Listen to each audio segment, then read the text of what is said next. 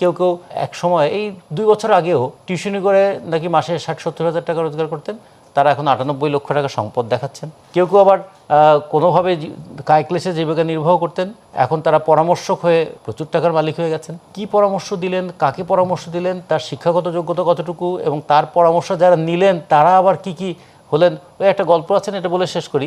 এক লোক নাকি তার বন্ধুকে গিয়ে বলছে, দোস্ত একটা বই লিখেছি, দারুণ বই, এই বইটা যদি প্রকাশ করতে পারি দারুণ একটা পরিবর্তন হবে। বলে এত দারুণ দারুণ বলছিস, বিষয়টা কি? বলে কোটিপতি হওয়ার সহজ উপায়, একটা বই লিখেছি, কিন্তু বইটা ছাপা পয়সা নেই, তো তুই যদি টাকাটা আমাকে দিতে পারতিস তাহলে আমি বইটা ছেপে ফেলতে পারতাম। যে কোটিপতি হওয়ার সহজ উপায় দেখাচ্ছে সে কিন্তু বই ছাপার পয়সা নেই তার কাছে। তো এইরকম আমরা ঘটনা দেখেছি। 2 দিন আগে যার পয়সা নাই, হঠাৎ করে কনসালটেন্সি করে তিনি আবার প্রচুর টাকার মালিক হয়ে গেলেন, এবং তারা নির্বাচনের প্রতিদ্বন্দ্বিতা করছেনও। এবং বলা যায় না, তাদের মধ্যে কেউ কেউ হয়তো বিজয়ী হবেন, বিজয়ী হয়ে পার্লামেন্টে গিয়ে আইন প্রণয়ন করবেন, কেউ কেউ মন্ত্রীও হবেন। ফলে এই যে একটা অর্থনৈতিক অসততা এবং ভবিষ্যতে অর্থনৈতিক সমৃদ্ধির সোপানে পা দেয়া, এর মাঝখানে আছে প্রচার, এবং এই প্রচারটাকে নিজের পক্ষে নিয়ে আসবার জন্য যত ধরনের কৌশল প্রয়োগ করা দরকার সবই তারা করবেন। যদিও আমরা বলতে পছন্দ করি যে নির্বাচন একটা উৎসব, কিন্তু আসলে সেটা ঠিক উৎসব নয়।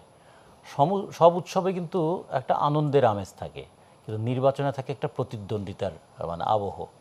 ফলে এবং এবার এর সাথে আশঙ্কাও যুক্ত আছে, সবসময় সেটা থাকে।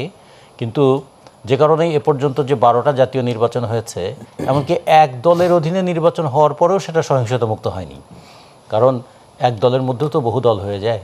তো সে কারণে যেটা বলছিলাম যে যেহেতু এটা প্রতিদ্বন্দ্বিতা থেকে কখনো কখনো মারমুখী প্রতিদ্বন্দ্বিতা হয়ে যায়, ফলে সেক্ষেত্রে আশঙ্কা থাকে, সেক্ষেত্রে প্রতিপক্ষকে কতভাবে পরাজিত করা যায় তার চেষ্টা থাকে।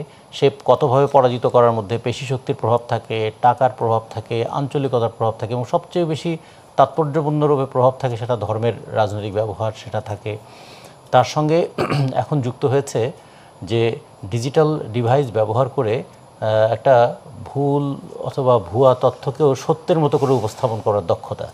ফলে কেউ প্রথমে হয়তো বুঝতেই পারবে না যে ঘটনাটা কেমন হলো, কারণ শুধুমাত্র ভুল তথ্যের ব্যাপার না। আপনার বাংলাদেশের ইতিহাসে কয়েকটা খুব দুঃখজনক ঘটনা ঘটে গেছে এরকম, যেমন কুমিল্লার নাসিরনগরে যে ঘটনাটা ঘটেছিল, পাবনার সাথিয়ায় যে ঘটনাটা ঘটেছিল, রামুতে যে ঘটনাটা ঘটেছিল, রংপুরে যে ঘটনা ঘটেছিল। পরে দেখা গেল যে এই যে ফেসবুকে একটা তথ্য দিয়ে একটা গ্রাম পর্যন্ত জ্বালিয়ে দেওয়ার ঘটনা ঘটেছে, কিন্তু যার নামে এই ঘটনাটা ছড়ানো হয়েছিল তিনি ফেসবুক তার নাই, তার ফেসবুক অ্যাকাউন্ট নাই, এবং কেউ কেউ আছে তিনি প্রায় নিরক্ষর। তো এগুলোর পরেও কিন্তু তার কোনো প্রতিবিধান হয় নাই। ফলে যখন সেগুলোই হয় নাই, এখন তো আরও অনেক বেশি এখানে টাকার খেলা চলবে। আপনারা জানেন যে